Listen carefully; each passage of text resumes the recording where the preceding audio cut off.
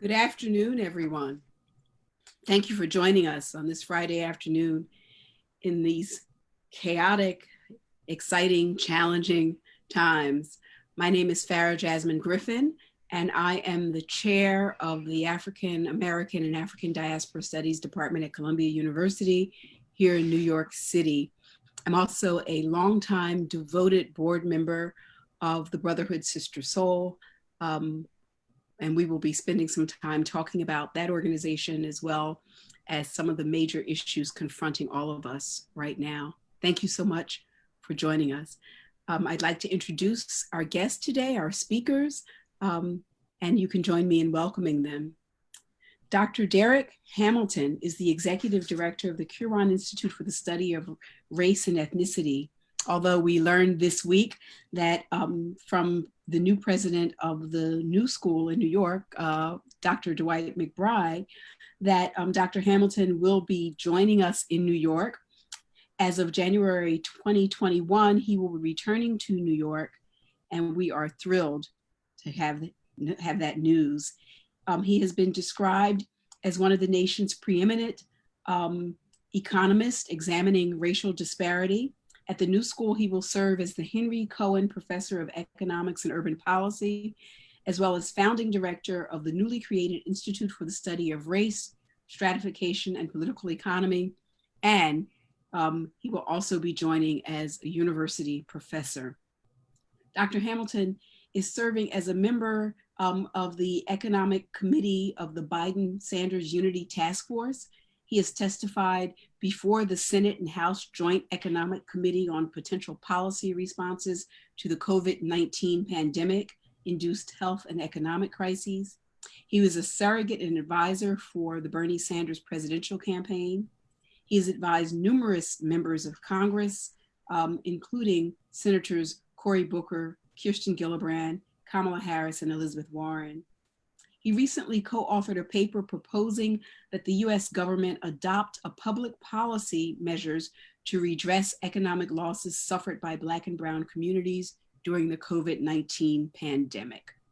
He specifically calls for federal government to provide federal job guarantees by directly hiring millions of workers in a livable wage job with benefits and decent working conditions as a basic human right. So you can hear why we want to hear from him today.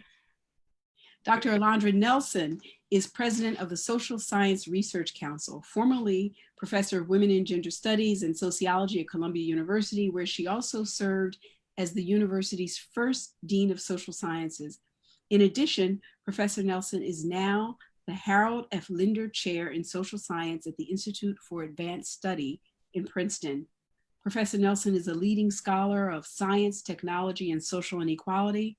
She is the author most recently of The Social Life of DNA, Race, Reparations, and Reconciliation After the Genome. Her publications also include Body and Soul, The Black Panther Party and the Fight Against Medical Discrimination, Genetics and the Unsettled Past, The Collision of DNA, Race, and History, and Technicolor, Race, Technology, and Everyday Life. She is also the editor of a highly regarded special issue of Social Texts devoted to Afrofuturism. And she joins me as a devoted board member of the Brotherhood Sister Soul. Khary Lazarre-White is a social entrepreneur, novelist, educator, activist, and attorney. He's the executive director of the Brotherhood Sister Soul, an organization that he, along with Jason Warren, co-founded in 1995 at the age of 21.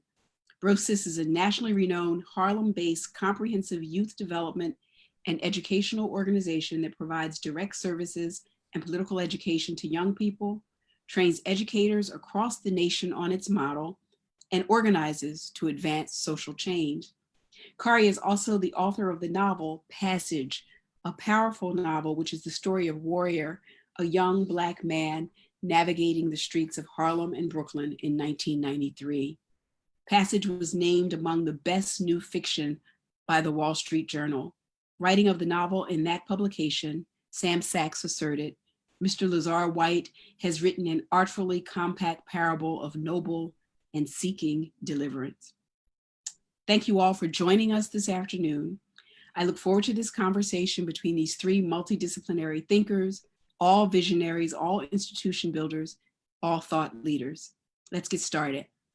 I will pose a few questions to frame our discussion and to get us started, but really I encourage you all to do with them what you will. It's most important that we hear you dialogue between yourselves, hear you engage in each other, because it's in the conversation where the true gems emerge. Would each of you give us a sense from your own institutional locations of how you understand this moment that we're in? Help us learn from your vantage point, your roles in the academy and the world of social justice nonprofits and independent research institutes, what we might see, how we might see the moment that we're in. Let's start with Khary. Thank you, Farah, for the introduction, and Alondra and Darrick. It's great to be in conversation with you all. I think this is an appropriate time for us to have this conversation. When I think about the moment we're in, I think about the fact that it feels like something has been broken open. It feels like a time of revelations. And what I mean by that is that, these twin plagues that we're currently facing, the COVID pandemic, which is disproportionately affecting Black and Brown and low-income people. We see it all across the country and here in New York.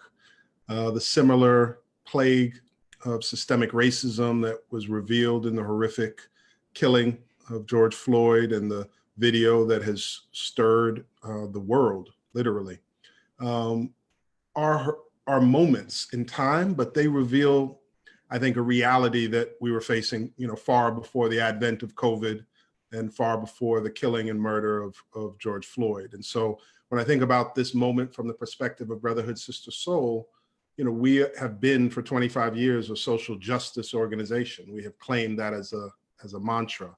We're an organization that have looked at the intersectional realities of race and class and gender, and how economic oppression is intertwined in this nation to its very core with racial oppression.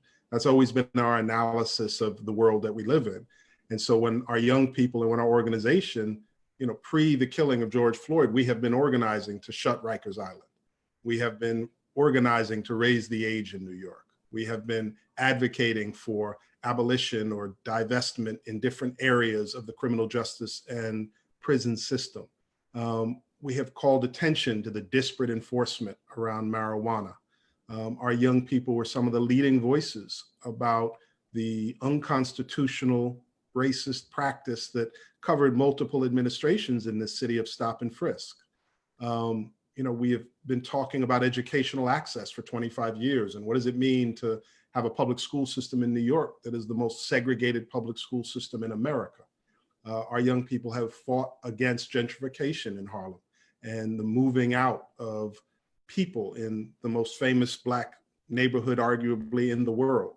And so when you think about housing, when you think about schools, when you think about criminal justice, when you think about prisons, those intertwined realities are what this moment is about.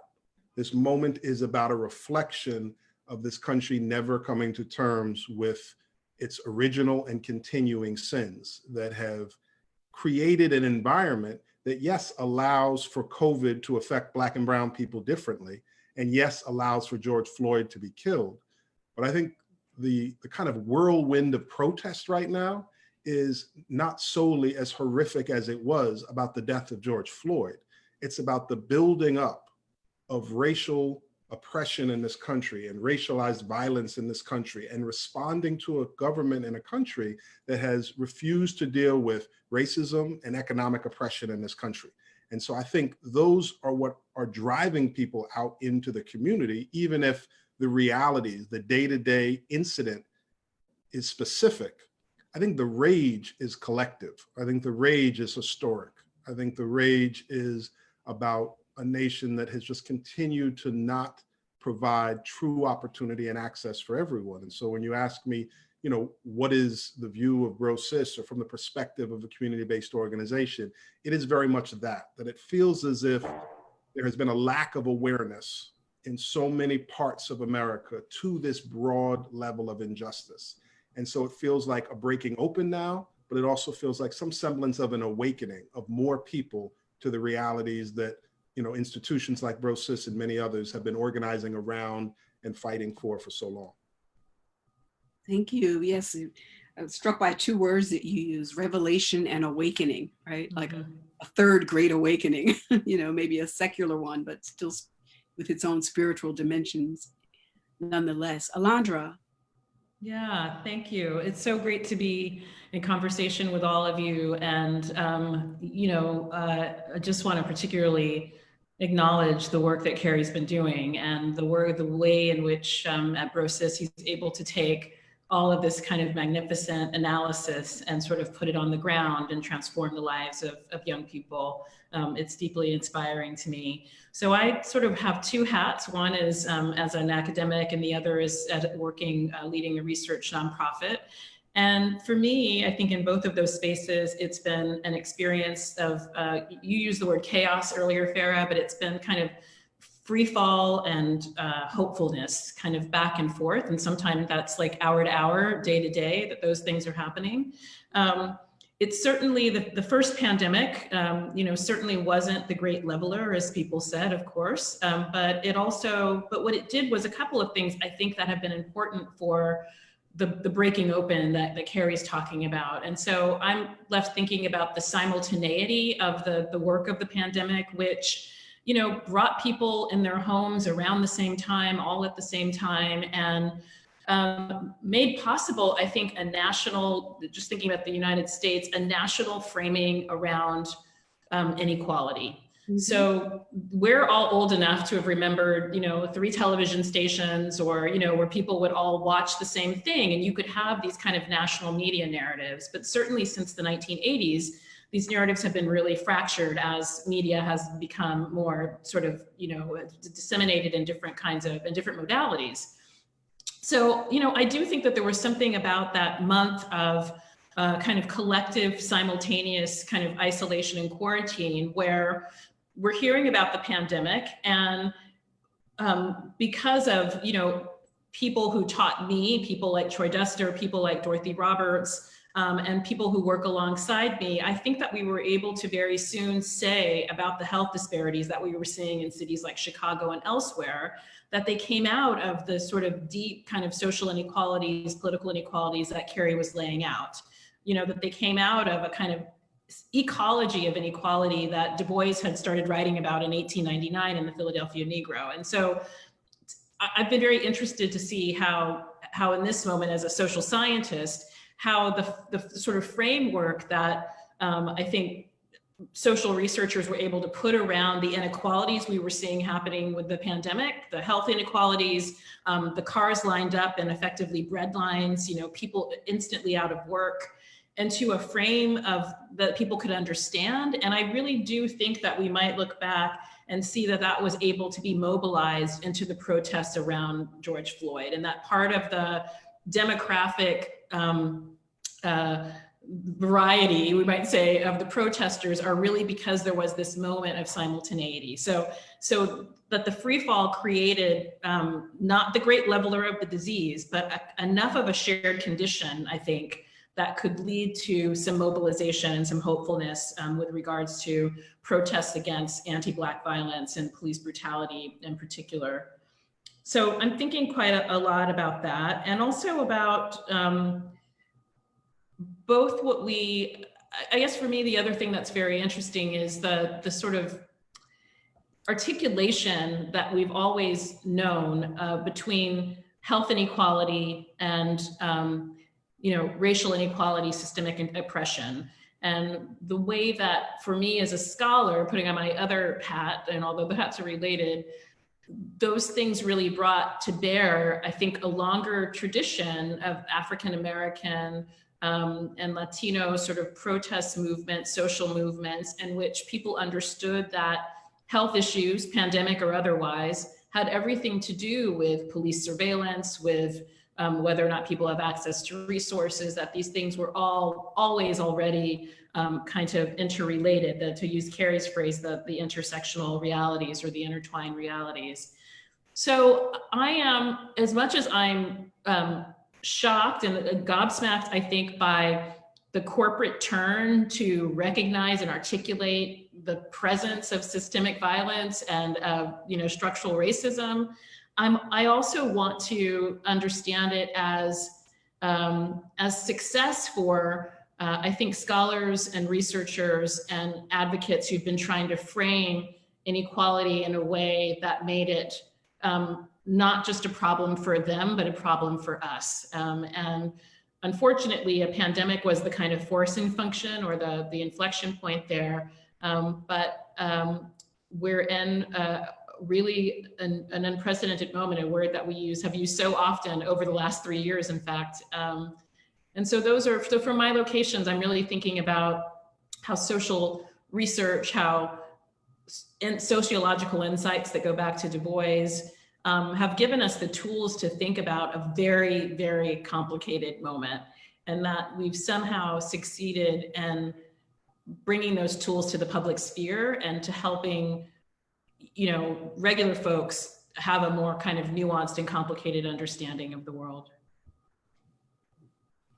Thank you, Alondra. Thank you so much. I mean, I'm just picking up on these phrases that you all are giving us, both free fall and hopefulness, and not that they are dichotomies, that in fact the hopefulness emerges out of the free fall, right?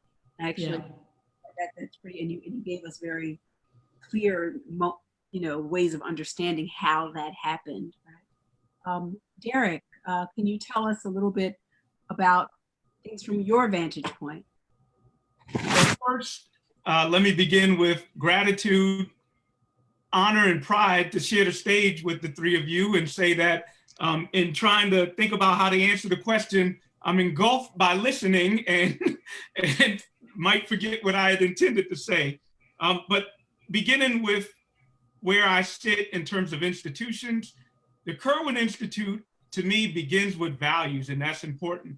In all the crafts that we do, begin to start with what is your set of values and where do you want us to end up? So we start with that values proposition of, I can tell you what I think the values are: economic inclusion, civic engagement, and social equity. And that's from a socioeconomic, social scientist type perspective in my view, but obviously not limited to a social science perspective, because in achieving this, for example, narrative is crucial. That, in my journey, I'm an economist by training, but I think an evolution in my career fairly recently is recognizing that the politics of these things are at least as much important as the economics of it. That whatever policies and know-how we can come up with, if we can't affect social discourse, if we can't affect the way in which things are portrayed, then we're limited. I love the framing of two plagues in this moment. The notion that we're dealing with the video of that tragic death when he was literally 10 minutes with a knee in his neck for an assassination has to be indicative of a devaluation of Black lives. And then it obviously expands well beyond that incident to think about a larger political economy. What does it mean that somebody can be killed in broad daylight like that? It's indicative of not just that exposure to violence, although what I'm saying is not meant to trivialize that in any way, but a devaluation in every aspect in which we engage in the economy. The adage that Blacks are the first fired, last hired, that's part of the point of what it means to be devalued. And what does it mean on the flip side? It means that another group has a privilege associated with their identity. And hence the work from critical race studies on white privilege, property rights, and whiteness. By the way, it's ironic that that's not a framing that comes from economic property rights and whiteness. When we're a discipline that studies property rights ad infinitum, but yet when it comes to identity, we treat it as some ignorant aberration that could be arbitraged away by market mechanisms. I think the point from critical race theory is that it's not just a matter of taste and preferences, but rather it is strategic, it is structural, and it has rewards and benefits, and therefore people will invest in it. So when we think about how to affect change, I think it's beyond hearts and minds. Is how can we come up with structures that de-emphasize the benefits and gains associated with that? And I think this feeds into a lot of the work that Khary's doing with young people, because they seem to be different. They seem to be different in my mind than my generation. I mean, we had our moments. We protested Rodney King and we took to the streets. But young people today seem to put justice at the forefront as the economic outcome that they're concerned with. That it is just not, it is, we demand justice as an outcome, as opposed to talking about justice as perhaps an input or strategy, but here's what we envision society as. And that might be part of the explanation of why we're getting more than just the particular identity group that's affected in the particular grievance that's protesting, but, and maybe I'm hopeful and wishful, but it also might relate to this Overton moment where not only is there the George Floyd killing, but the fact that, Me Too is not so far removed, the climate crisis is not so removed, and we're in a pandemic. We're in a pandemic, and I'm all over the place, but I'm gonna drift a little bit and talk about the pandemic and say something that is supposed to be seemingly random, a pandemic, and there's no question we're all vulnerable to it. I like to point out that the Prime Minister of the UK was vulnerable to COVID-19. But clearly, it's not random in its effect when Black people are twice as likely to die from it in the US. And I haven't even gotten into the economic consequences of one, not having wealth to prepare yourself to be, I'm guilty of putting the onus on the people to prepare yourself, not having wealth to be prepared for this pandemic, and then also being able to deal with the job insecurity of if you had assets and you were deemed an essential worker with a preconditioned condition, to have the agency in your life to say, no, I'm not going to put myself at risk by coming in because I'm not vulnerable to an employer telling me I'll be destitute if I don't come in. This is all the context, and I'd say that perhaps we're in an Overton moment where we can really affect change and something good can come out of it.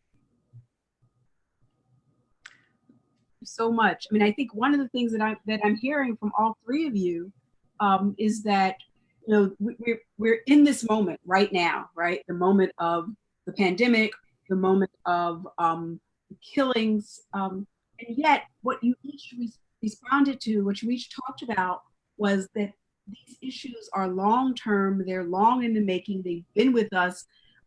Many people have spoken about them and studied them. And so it's not that they just emerge, right? That inequality just emerged, right? And that in fact, many people could have predicted what would happen with the pandemic, who would be hit the hardest, that's long-term. And that also the response, although it is a reaction to what happened to George Floyd, but that it's also a buildup, right? That it's a buildup around, George Floyd wasn't the only death, right? That we had Ahmaud Arbery, that we had Breonna Taylor, or that people were impacted by the pandemic, not just in terms of their health, but in terms of the economy, or that many of these young people are young people who do not have the kind of futures before them that they've been led to believe they would have because of the kinds of choices that we've made. So that there's an immediacy, but also a kind of a long-term context that I think you all are saying we need to be attentive to when we address these questions and concerns. I would like to turn to some of the specific work that you all have been doing that finds resonance in this time. I mean, I'm a great admirer of each and every one of you and of all the work that you've done, but I would like for those people who are joining us who might not be as familiar to understand the depth of your projects, that they are not only reactions to this immediate moment, even as they address the crises that we find ourselves in. But if you could give us a sense of that, Khary, you began to mention a little bit about the work that you've done with Brosis Youth involved around policing and efforts to have counseling and other resources in our schools. Elsewhere, Darrick, you are well known for your proposal for baby bonds as a means to minimize the wealth disparity in our nation. Alondra, under your leadership, the SSRC has recently recognized, for instance, the anniversary of the publication of Gunnar Myrdal's American Dilemma with an online hub that acknowledges the ongoing racial antagonism and violence of recent years. So could you all just give us some insight into the work that you've been doing and how it extends into this moment? Sure. Brotherhood Sister Soul is, as I mentioned earlier, been around for 25 years now. Seems like yesterday we founded it, but it's been 25 years. And at this point, it's grown into, one of the leading youth development organizations in the country.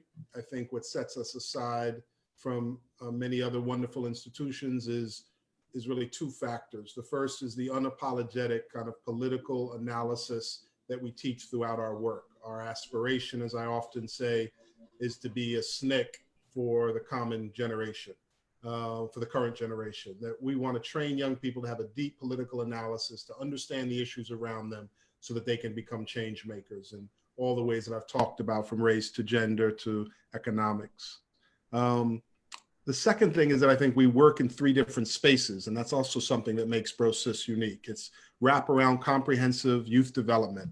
Our theory of change is to provide support, guidance, love, and education for young people. Our work is all done through the lens of love. Also teach them to have discipline and order in their life, and then provide opportunities and access so they can develop agency, their own ability to speak out, to seek change.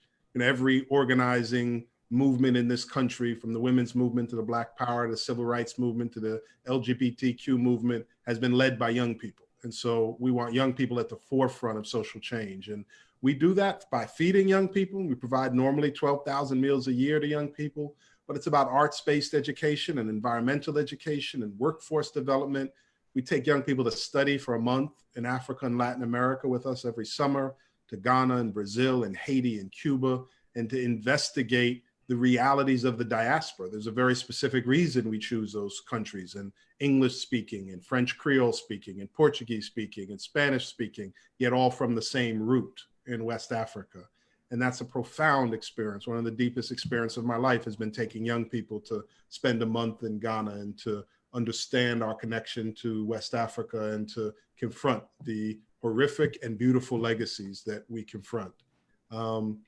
So the youth development work is all kind of wrapped into this identity work and this work around cultural connection and love and support, but also about breaking cycles of poverty and learning skill sets so that they can have long-term stable employment, so that they can be secure, because so many of our young people are born into environments where they are insecure financially only because of the zip code they were born into or the housing project they were raised in, through no fault of theirs or their parents. This is the reality they were forced to deal with. And then they leave their homes and they go to a substandard school, right? In New York City, it's only a 70% graduation rate in a system of 1.1 million children. And of those who graduate, only 30% graduate college ready for community college. So they're often coming from economic distress. They're attending poorly performing schools. The job market was tough and is now horrific. And so that's why our supports have to be so comprehensive. And that includes legal representation because of the unjust legal system and the over-policing. It includes mental health support because of the trauma that young people are forced to face and to deal with. And there's a mental health crisis, I think, across economic strata and racial background in this country. And so many communities are facing that. But it's horrific in our community because there's so few outlets. The mental health support in our public schools is so low. There's no public health support around mental health. And I think that is extremely damaging for our young people. Our youth organizers have really organized on this issue. There are over 5,000 NYPD staff in our schools, 200 of whom are armed with guns. So there's more NYPD staff in our schools than there are law enforcement in almost any city in America, except for the 3 or 4 largest. And yet we don't have sufficient guidance counselors and mental health providers and nurse practitioners. We have more NYPD personnel than those 3 areas. So that is an abomination that we allow that to continue. And so that's why our support has to be so holistic and wraparound. The second aspect that we work in is training. And so we've trained over 3,000 educators across the nation on our model and had formal programming done in Brazil and Bermuda and other places modeled on our work. And the training is very important because I think we have to spread the word about how we do this work and the complex way we do this work and the gentle way we do this work and the loving way we do this work. And then the third aspect of it is really working on these root conditions. I mean, I think we have to work to change the conditions. So we have to not just help our young people through BROSIS navigate this school environment, we have to tackle segregation. We can't just protect our young people when they're arrested and stopped and frisked, and it's either something like marijuana or fare evasion, which is only enforced in Black and brown communities, or when they've done nothing at all. And we provide that representation. We have to change the criminal justice system. You know, I mean, I believe in abolition of the prison system, complete crushing to the ground of the prison system as we know it, reimagining what secure detention looks like with support services for small numbers of people, but the vast majority of people. You know, a colleague of all of yours, Michelle Alexander, wrote a great op-ed in the Times last week or so and made the point, which many of us cite, that 95% of the arrests in America are for nonviolent property crimes. You know, we have to reframe these issues. And that's something we try to do at BROSIS, that if we talk about the issue of school and what all children should receive, when I was talking about the issue a lot of stop and frisk, a lot of times people in wealthy communities in this city, oftentimes upper middle class and wealthy white folks, wouldn't really get what I was saying. They thought it was, you know, hyperbole when I would say it felt like a police state. But when every single Black and brown man I know was stopped and frisked, everybody on staff, myself included, at gunpoint, multiple times in Harlem, what does that produce to the psyche? And so we have to talk about these issues broadly while we're doing the individual healing. And I think, you know, I appreciate Alondra's framing of that in her comments, because I think those two twin kind of goals line throughout BROSIS, which is dealing with the individual child, the individual young person, but then also looking at these systemic conditions as well for the whole, and really making the larger connection that these are problems for humanity. And so when Darrick says that the protests look so different now, I think the change right now is that so many more people see this issue as an issue that they are connected to as well, and that the justice that the movement is seeking is justice that's important to them. Khary, you know, I was struck by so much of what you said, but I just want to repeat this so that people joining us hear it again. 5,000 NYPD officers in our schools, 200 of whom are armed, and yet we don't have sufficient guidance counselors, school nurses. I mean, I just remember how important a school nurse was, right? And we don't have that. And the other thing that links what you're saying with something that Darrick said earlier about narratives, you know, I think one of the powerful things about the novel you wrote, Passage, is that as readers, we meet this young man named Warrior, and we walk the streets with him, and we follow him, and we understand his vulnerability. We fall in love with him. And therefore, when he's confronted with the police actions that you're talking about, we feel them viscerally, you know? And I think that there are not enough people who have had that experience, so that you're doing that work both on the imaginative realm, the creative realm, but also with the young people you deal with on a daily basis. Alondra, I'll turn to you and give you some time to respond to that. Yeah, so I'll say a little bit about the Myrtle project, but I wanted to pick up some threads of conversation that, you know, with Darrick and Khary about generation. I mean, for me, I've really been struck by, on the one hand, personally, I feel a pretty profound sense of generational guilt. I feel like we have let down the generation that came after us. And I feel that we've let them down by not pushing forward with political agendas that could give them future opportunities, that we've effectively given them a mortgaged inheritance. And you see it in, Khary was talking about this with, young people he's involved with at Brosis who don't anticipate that they're going to have jobs. I mean, why finish high school? Why finish college if you're not going to have a job? Or you go to college and you're in debt that would literally take you the rest of your working life to pay off. And so I think that, part of what we're seeing is young people, across class, across race, all across the United States, really understanding that they are receiving an inheritance from us, a social inheritance that they can't carry to the future, that does not offer them a future. And so, and I think that when we think about, the literature on the civil rights movement, some of it is about risk and about, at what moments, particularly young Black people in the South were willing to take the risk to, February 1st, Greensboro, 1960, sit at a lunch counter. What moments what were the strategies, the tactics, and when did the risk seem worthwhile?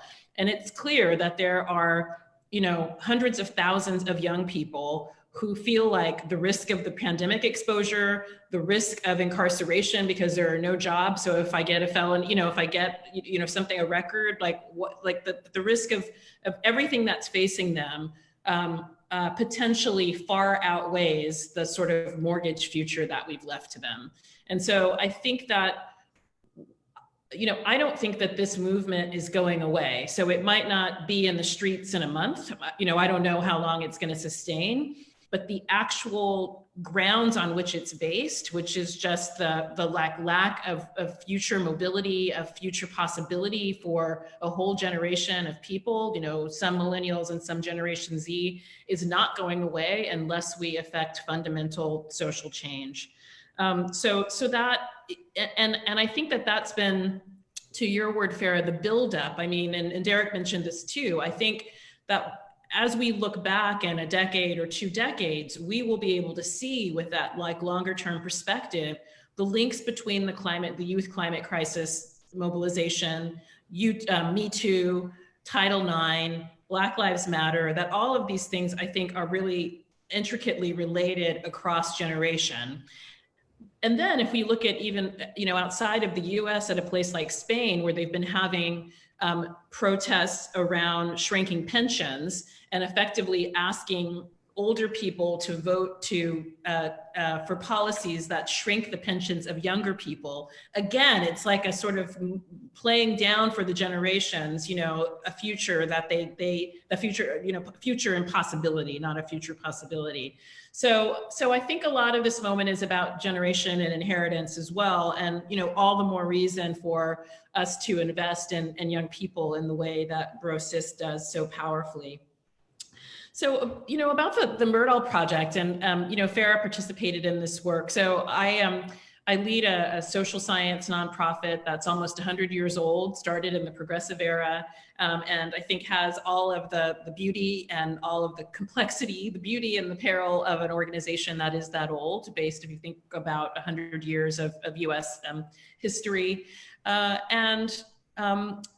Marking, my predecessor actually started to think about a project on Myrdal, we were really delighted to be able to work with the Schomburg Center for Research in Black Culture, which is a branch of the New York Public Library, which holds the Myrdal archive. So in 1944, based on research done in the late 1930s, a Swedish economist named Gunnar Myrdal publishes a book called An American Dilemma.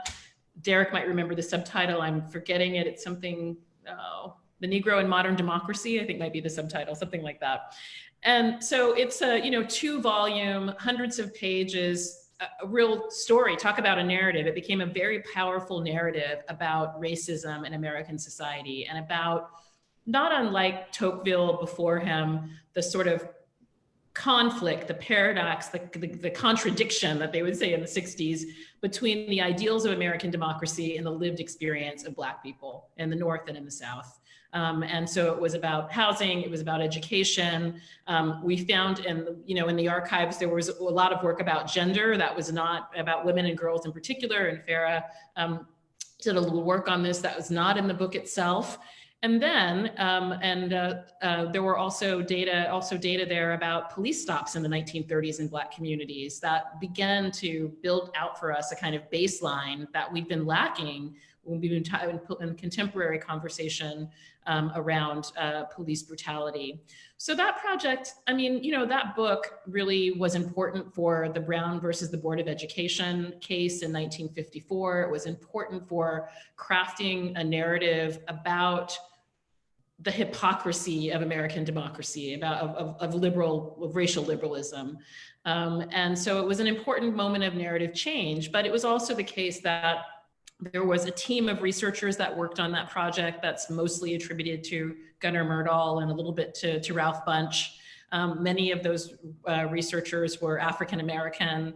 And so by going back to the archive of that was donated by the Carnegie Corporation, which supported this research and was given to the Schomburg Center in the 1940s, one can sort of get a sense of the fuller story of what was happening here. So it's also, I think, a story for me for this moment, to go back to the kind of earlier COVID-19 moment around data and information without context. So, the Myrdal story it's a powerful volume, and, I think we're better to have had it than to not have it. But to have access through the Schomburg Center to all of the research memoranda and see all that did not go into that narrative, all of the information and data that was not part of that fuller story, including, of course, narratives about Black girls and women in this period, I think is for us to question, the narratives that are being made right now around what's happening around us, and to want to have a fullness of narratives. And so, one of the things that we're doing at the SSRC is working with Brooklyn College to work with students there to really capture their experiences and create an archive of their experiences of what it's meant to be in the epicenter of a pandemic as, predominant many first generation working class kids in Brooklyn. And so, how do you create an archive that allows the narrative to be shaped from the bottom up and not from the top down? So, I'm thinking about that as well in the work. And this is clearly a historic moment, on so many levels. And how do we capture all that's happening in New York City to the young people in particular, and really create an accurate record of that so we can really understand what they experience, because we do, to go back to this inheritance piece, we owe them an inheritance, and part of that needs to be understanding, the experiences before and after COVID, and what the sort of structural and systemic changes need to be made to give them truly an inheritance for the future. Well, thank you, Alondra. You're so right. I think that one of the things we can all agree on is that we are living in the midst of a very historic time that will have historic resonance, that we know that, and to have you really kind of leading an effort to document it from the perspective of those who are most challenged by it, but also those who are positioned to make a difference. Darrick, please feel free to respond to anything that Khary and Alondra have said, even and to respond in terms of talking about your own work and the kinds of institutional and individual projects that you're involved in. Yeah. So American Dilemma. I used to give a flippant answer when people asked me, "Why did you choose economics? Why did you major in economics?" My answer was typically because I reject poverty. I didn't want to be poor. And I thought economics was a feeder to law school or business school. But as you referenced Gunnar Myrdal's work, I realized that I read that book when I was in 8th grade, I think. I recall. Can I just interrupt to say that no one reads that book in 8th grade except for Dr. Darrick Hamilton? It's like 800 pages, 1,000 pages or something, but carry on. that might have been the only book I read in 8th grade, but it was, so, you know, if we think about influences on our lives, I honestly blocked that out, but that probably is a motivating factor why I ended up choosing what I chose. I also like the comment that was brought up earlier about agency, notions of agency in our lives, and that is related to a lot of the work that I do also, that I could talk about baby bonds and then, you know, wealth in general, understanding wealth. The wealth disparity across race is probably the best indicator of the cumulative racial disparities that have taken place, not only now, but historical as well.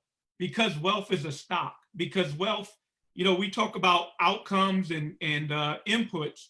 We think about wealth as an outcome, but its real value is an input, the agency that it affords, the ability to make choices, the ability to make decisions, right? That is the real power of wealth, and why, you know, predecessors like Melvin Oliver and Tom Shapiro and others in their book, Black Wealth, White Wealth, that is, I think, why it was foundational. The other point I want to comment on real quick is generational guilt and generations in general, right? So millennials, what have they gone through in an empirical sense? They came to their young adulthood right after the Great Recession, when their parents' wealth were wiped out. They didn't have good job prospects. So what did we do? We told them to go to school. We said, go to college so you can better yourself and be able to get a good job, or just wait out a recession. And what happened during that time? Well, structurally, the amount of resources from government that went to education diminished, and universities still kept up their tuition increases. And we saddled millennials with record levels of debt. So we gave them not limited job prospects, record levels of debt. And there's a paper I did with Chris Famagetti where we look at home ownership rates across generations at a similar age in their young adulthood. And for millennials, they have lower home ownership rates than every generation dating at least 100 years, all the way back to the greatest generation who started their young adulthood right after the Great Depression. So there's that. And then what are they about to go through? COVID-19, where we know that this is going to have economic ramifications on their life. I think, and there should probably be some work, and I'm curious, if these economic conditions manifest in their political positions and the ways in which they are protesting the system. I mean, they're experiencing hardships in ways that I don't think we did. You know, I don't think we did. So I think all that context is important. And what I didn't mention about the home ownership and millennials in general is that the racial disparity in home ownerships for millennials is larger than any generation since we've been collecting data systematically by home ownership. So not only are Black youths facing record level generational low home ownership rates, the relative position is as large as it's ever been. That's tragic. So, you know, I'm presenting a dismal picture, but a lot of my work that Farah is asking me to talk about is pointing out that despair is not our destiny, that we have public power that can intervene, that can actually change our destiny. And we have historical precedent. You know, Ira Katz-Nelson, who was at SSRC, you know, his seminal book, When Affirmative Action Was White, demonstrates that the white asset-based middle class was due to government handouts. I like saying government handouts. It was due to entitlements. I mean, he also points out in that book, by design and implementation, Blacks were largely excluded. But we can use government power, political power, in a way to fuse all populations. We don't have to have that Faustian bargain that we had.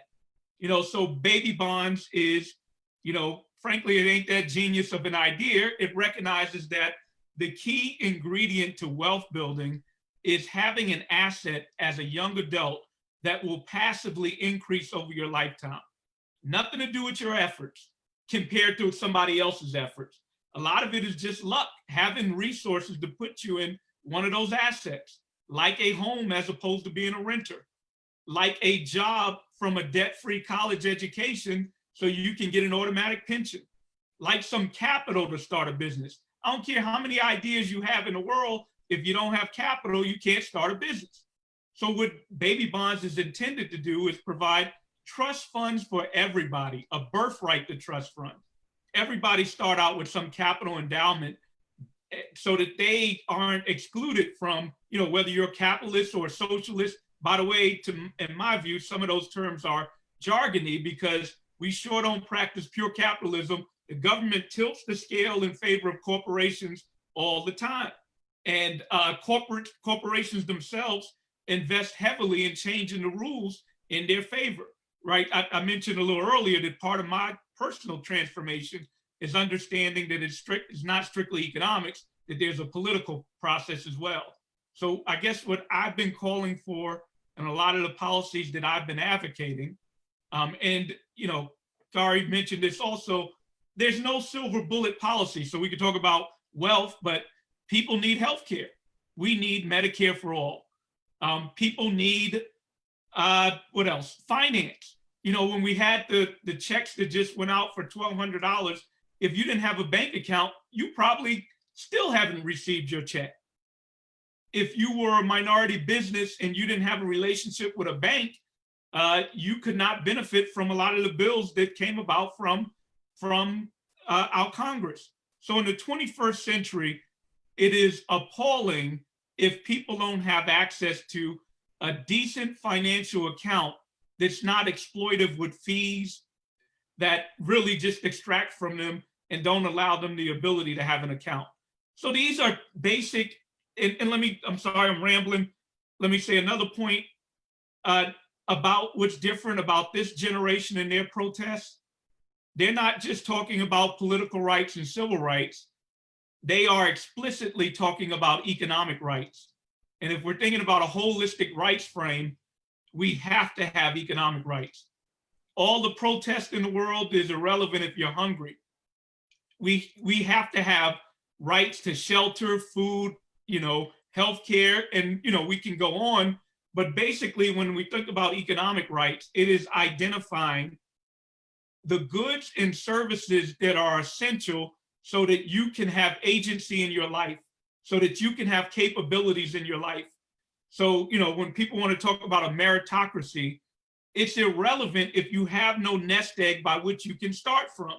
So what an economic rights platform does is it provides all the vital goods and services that we deem necessary in order for people to really have true agency in their life.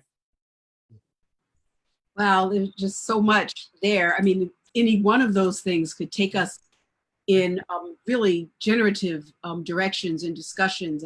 And so what I want to follow up with, I mean, I have so many questions based on what you all have said, but one of the things is, I wonder, Darrick, you might respond to this, is why has there been resistance in the past to that kind of economic rights platforms? Because we know earlier iterations of certainly the Black freedom movement have had that as a component.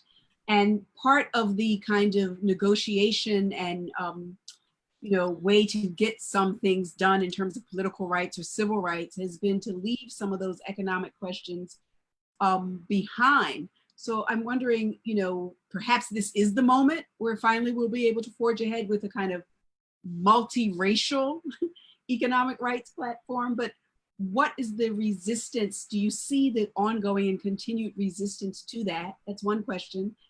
And then the second question that I think follows through from what all of you are saying, we know that electoral politics is not the panacea, right? It's not the end all and be all. It's not the beginning and the end. And yet it would behoove us, it would be a problem if we did not talk about the role of electoral politics, especially in this moment. And so I'd also like to hear you all reflect upon whether or not this kind of energy that we see, the kind of protest energy that we see, particularly amongst the younger generations, saddled with all the things that like Alondra and Khary have mentioned. Can you imagine that? Do you think that that will translate into a kind of energy at the ballot box? And is that a necessity? Is that necessary? So everyone can take that. If y'all don't mind, I'll jump in first and say, first, thank you, Farah, for politely correcting me and telling me that protest for economic rights is not new, and you are indeed correct. But I think the backlash came about from the progress that was being made. So the neoliberal movement was a radical movement aimed at trying to, I guess, take back the gains that a progressive egalitarian society had made. We had the New Deal that we pointed out that excluded, that wasn't all inclusive, that excluded some people. But then on top of the New Deal was the civil rights movement that began to lead to some racial inclusion. And then there was a backlash that used race in a few ways. One, it demonized the government as trying to, and here's where narratives come in again, tilting the scale in favor of these undeserving welfare queens, deadbeat dads, and super predators. That race was utilized as a mechanism to, one, demonize government and also offer, here's the other part that I think also became salient, and the more unequal we become, the more vertical inequality we have in society, the more appealing is your relative group status. So you can appeal the worst in human beings, which is our, I guess, colonial aspects, where we somehow have affinity towards not being on the bottom or being at least better than somebody else, right? So I think that race was also used as a tool. You know, white privilege becomes a political strategy where you can say, at least you're not Black. Or in the case of Donald Trump in 2016, at least you're not Mexican, where we build this wall to keep you out. So I guess the seduction from a neoliberal movement to get a political class to go along with growing inequality is to offer them a trade-off of relative status, to say, at least you're not Black. So I think there was a confluence of these events that was strategic. It wasn't just by chance, it was a strategic movement where there was a capture of government, and there was a capture of the academy, of media, and that this movement has been sustained for 45 years. And here's where I hope we're at. I hope we're at a pushback where that movement now is facing opposition. And I hope we get to a turning point where we lead to a different movement. And it's important to point out that, again, this inequality is not our destiny, that there are alternative visions that we can have that can be more just, moral, and sustainable. Khary, Alondra, please respond. Yeah, I really want to pick up on this idea of narrative, which I think runs throughout the kind of framing and storytelling around these issues, because I mean, I think of two issues, which I'll come to, which is really about voting and about prisons. But if we think about narrative, you know, I'm always reminded of the fact that for so long in this country, the issue of racism was framed as the Negro problem, right? What are we going to do about the Negro problem in America? And then Baldwin inverts that and says there's not a Negro problem in America, there's a white problem in America, right? It's just the turning of language, but reframes the conversation. You know, I think about people talking about New York being, you know, this liberal city, you know, this great bastion of liberal politics. And you have a mayor and a governor who have overseen horrifically conservative policies. And so when 10% of New York City public school kids are homeless, I mean, to Darrick's point, you're talking about children who are homeless, 110,000 children who are homeless and go to school every day. And that we allow that to continue, and that's not the dominant narrative of what we talk about in this city. It's almost like a false protection because people are identified as Democrats or progressive. But again, that's a sin. It's a real stain on the city. That's a framing. I remember the day when Trump began his campaign and his attacks on rapist Mexicans and his attack on, you know, Muslims. And he so intentionally chose those with the least amount of defense, right? He so intentionally chose folks he saw as the undocumented or Muslims who he was allowed to talk about in that way. And And so many people who consider themselves people of good moral and ethical standing didn't push back on that from the beginning, right? And now on June 19th, I mean, to Darrick's point again, that it always returns to racism and Blackness in this country, in the same way that Reagan kicked off his campaign in Philadelphia, Mississippi, talking about states' rights, and everyone knew what he was doing. Donald Trump is having his first public convening of people on June 19th, which is Juneteenth, and the celebration in the African-American community of the end of slavery in Tulsa, the site of one of the most horrific race riots in the history of this country. White folks slaughtering hundreds and hundreds of Black people and destroying a town. He knows exactly what he's doing. So that's a narrative. So how do we push back on that narrative? And to me, that's why we have to think about how we talk about what is seen as the worst of us, which is why I often return to the issue of prisons. Our prison population has increased 400% since the 1970s. We didn't used to have 2 million people incarcerated. That's happening now, and people just assume, oh, well, that's what has to happen because that's where the bad people go. That's where the violent people go, as opposed to allowing a narrative that Darrick has touched on of the criminalizing of people, so that now you have over 2 million people incarcerated. And the response to that has to be, we don't put human beings in cages. We don't incarcerate 2 million people in this kind of way. We crush a system to the ground. The vast majority of people who are nonviolent, committed low-level crimes, drug offenses, or committed violent crimes when they were young and have been in for a long period of time should be out and released. And then you figure out a system, if there are people who are still threats to society, that incorporates education and mental health and security, but you're talking about releasing the vast majority of people who are incarcerated. And when people get an uproar about that, in the same way as Darrick is making the point that welfare was framed as a Black issue, even if today still the majority of people on welfare are white women, the same way the framing has to push back on that, that in other countries, democracies all around the world, they don't have incarceration rates like this because they have a different approach and they don't criminalize poverty, which is what this country does. So I think we have to reframe that. I think when we think about voting, you know, part of the narrative of the election in 2016 was this country is split. And in a certain way that's accurate, but in a certain way that's profoundly inaccurate. And I think if we continue to frame it that way, it actually affects our movement building, because 40% of people didn't vote. So if we talk about the fact that 40% of people didn't vote, you can't fold that in to Trump's split of the country. And why didn't those people vote? If you can look at voting rights in this country, if you can say that everyone should be registered to vote at the age of 18, just like people are registered for the military. If you say the day of voting should be a national holiday, or you should do it on the weekend.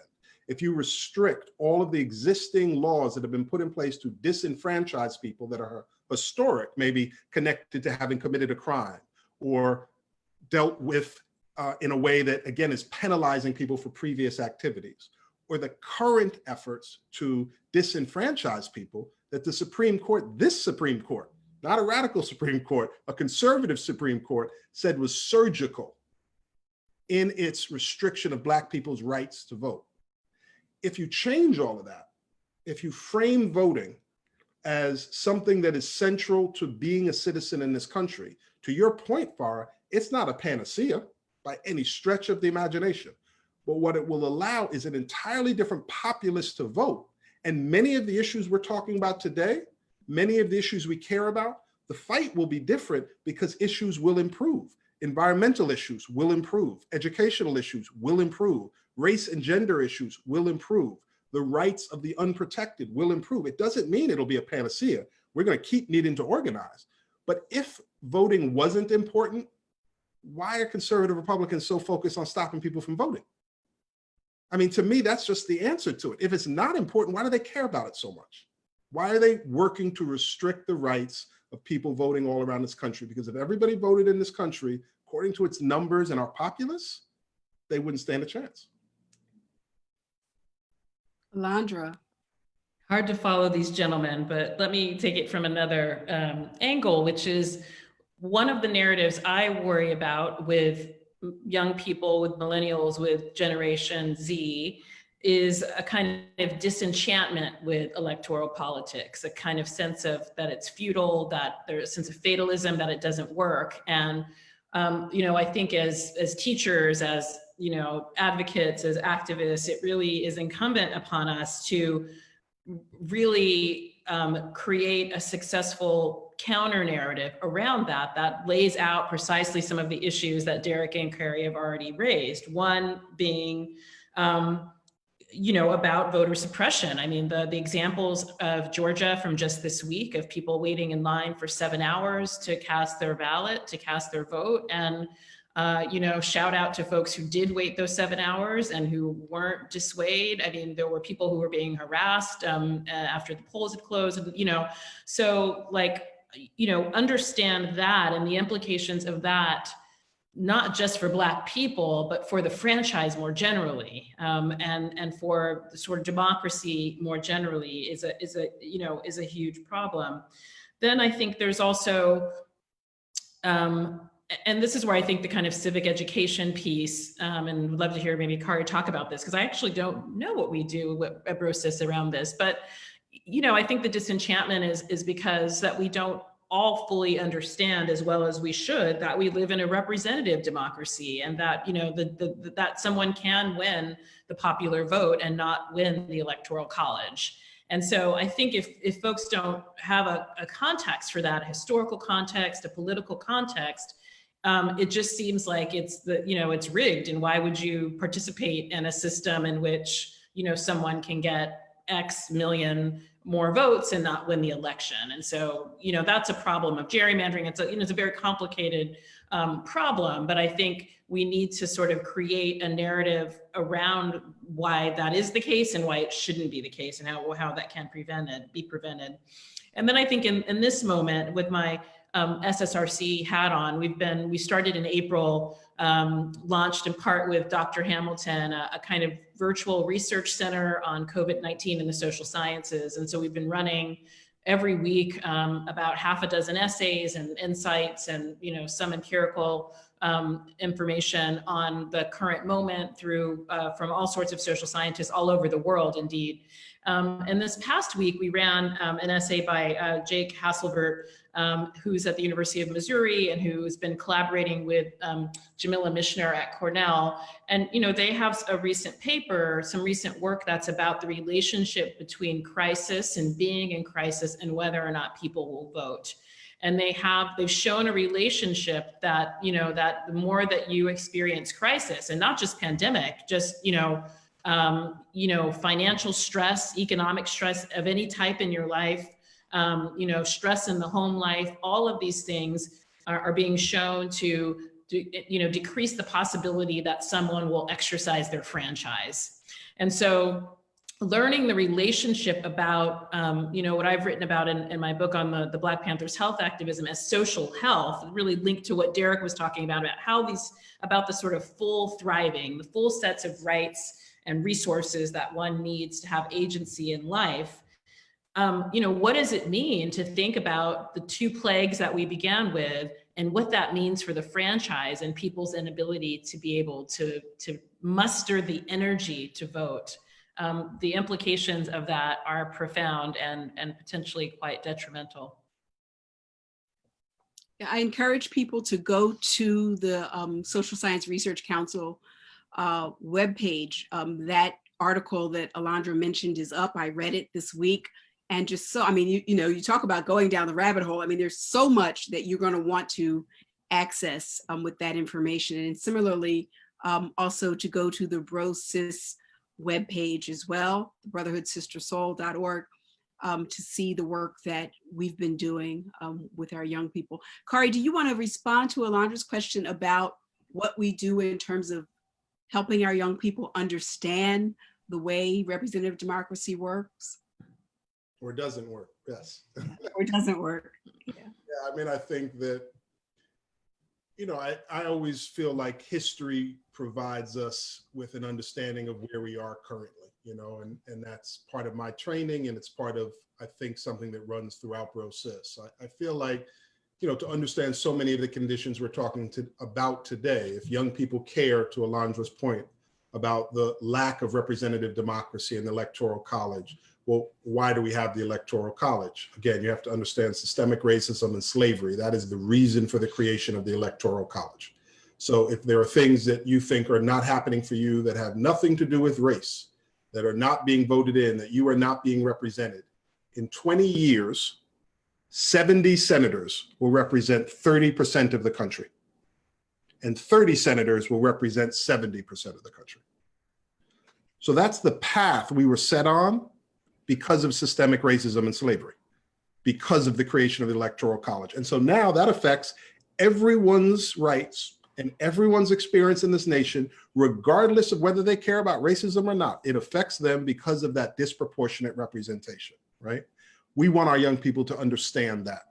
We want to understand what Darrick was talking about before, about the way that the government gave handouts to create white wealth in the country, whether that's, the GI Bill, whether that was, ways for people to buy homes, whether that was redlining and the reverse of redlining, which benefited white communities, whether that was Social Security, right? These were things that were not accessible in so many ways to Black people.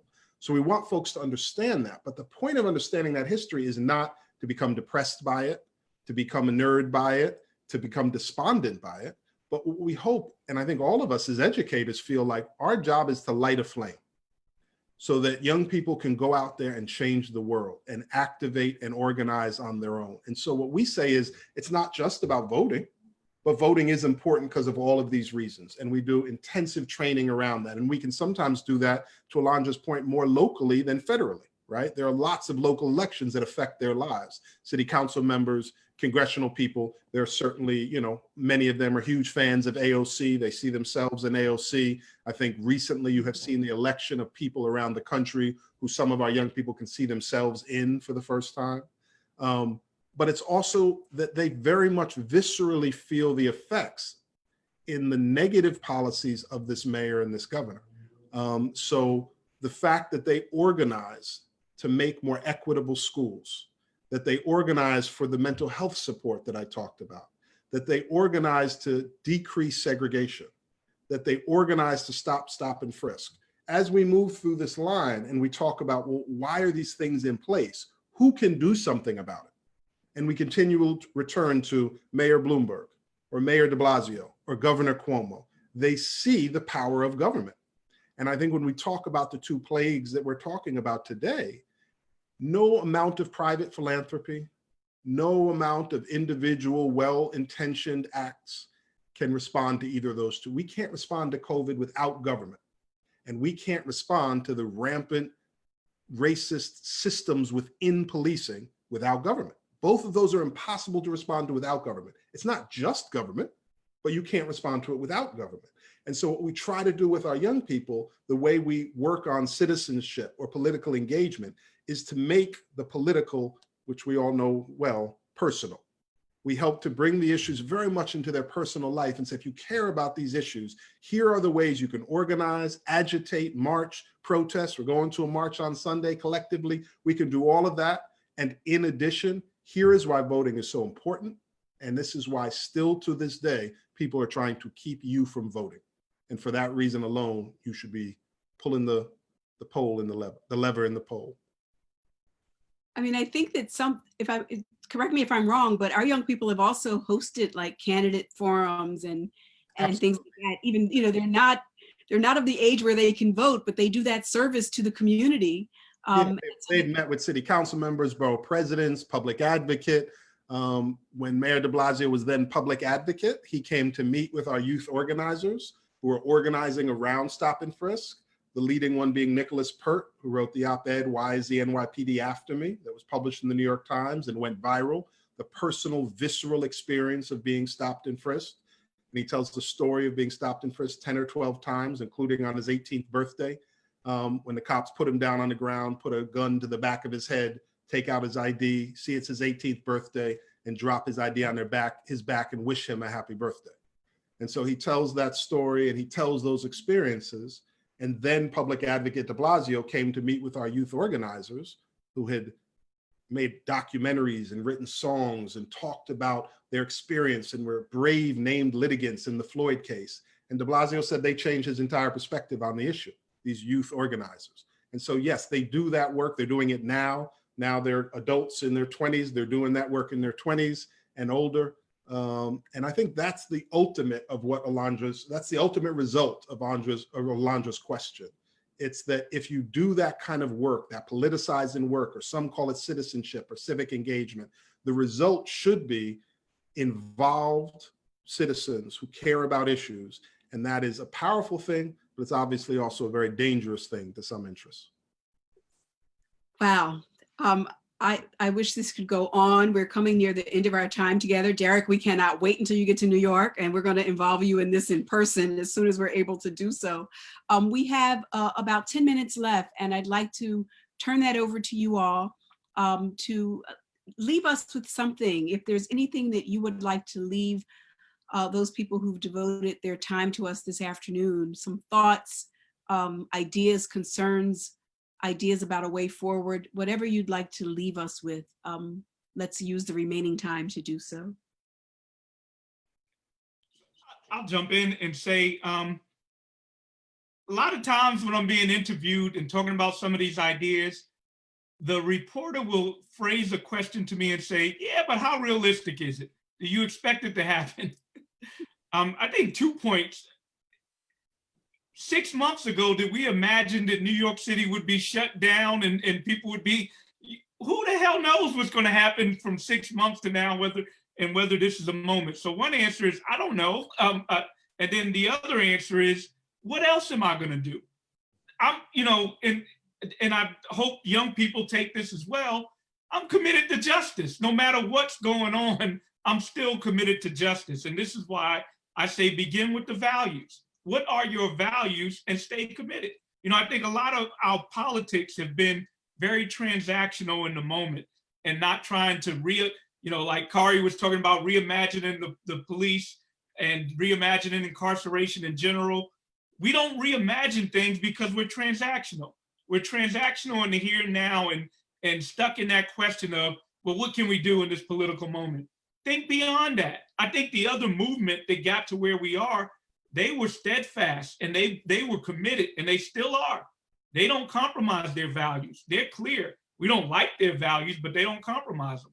Stop compromising our values. I think that is, that is a lesson. And then, the last thing I'll say is despair. And I think Alondra hit on this as well, that despair can keep us from doing things. I had a podcast with Michael Moore, and at the end of it, he talked about despair. And, one of the things I said is that to hell with despair, it is our economy, it is our money, and it is our government. Change occurs when we seize it. We are entitled to those things. To hell with despair, stop compromising our values. That's a good place. Good set of ideas. Alondra and Khary, is there anything you want to leave us with? I would just say, hear to what Dr. Hamilton said. I mean, I don't even, that was a kind of a mic drop right there. The only thing I would want to add, though, is that, from a more, I think, perspective of affect, is that, these 2 weeks in particular for people of color in this country have been very hard. I mean, they've been hopeful, but they have been hard. And they have been, I wrote an essay this week about mourning and about Black mourning traditions and about how important it is to mourn and celebrate the lives of people that we love, even people we don't know that we love, that we don't know personally, but love. And then to be reminded, and I think this is the inheritance that we want to leave, having messed up the other inheritances for a time, but we hope to get those back while we're still here for the young people, is that, our ancestors have left us a tradition of carrying on and moving forward. And it begins, I was struck by the George Floyd at the end of the funeral in Houston, with the kind of swaying like a chariot of the casket, moving it forward, And so to be walking out of a funeral and moving forward is our inheritance from our ancestors. And so you know, it's our economy. And as Darrick said, despair is not our destiny, but we also come out of traditions that insist on momentum instead of despair. Khary. I think, as Alondra said, these words of George Floyd, I think have affected again the world. The irony of the fact that he had similar last words to Eric Gardner are so affecting to me. The framing of "I can't breathe," how many Americans feel they can't breathe for all the reasons we've talked about today. To me, it speaks to what has been, a fissure in this nation, to use one word, or, I think really a clandestine at times civil war. It's not the war that was fought publicly with soldiers in 1863 to 1865, but instead there's been a clandestine war in this country since its founding. And it's always been about what this country will be. It's always been about, will everyone be able to have equality and equity? And obviously at its beginning, one side was overwhelmingly dominant, and women and indigenous people and Black people and brown people, had almost no rights that were to be respected. And now we're at a point where it feels like that fissure, that civil war has come above ground, and they can use nice language all they want.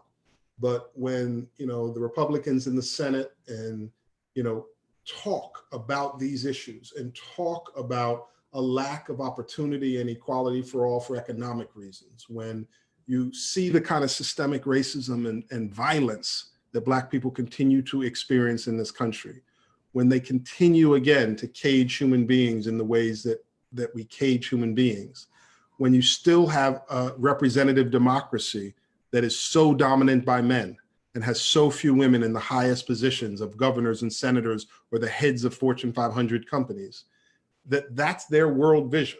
And it feels like what young people are challenging us with right now is articulating a world vision, which is the other side of that fissure. And I feel like that's the split that we're in right now. It feels like this year with COVID, this year with the killing of George Floyd, and this year with an election, it's three unbelievably visceral moments and acts that are making Americans choose which side they stand on. And that to me is really what this moment's about in America. Thank you so much, all of you, for this inspiring and insightful afternoon. Thank you to those of you who have joined us, and we hope to see you again soon. And please continue, as you have done so already, to support the very important work of the Brotherhood Sister Sol. Bye-bye. Thank you, Farah.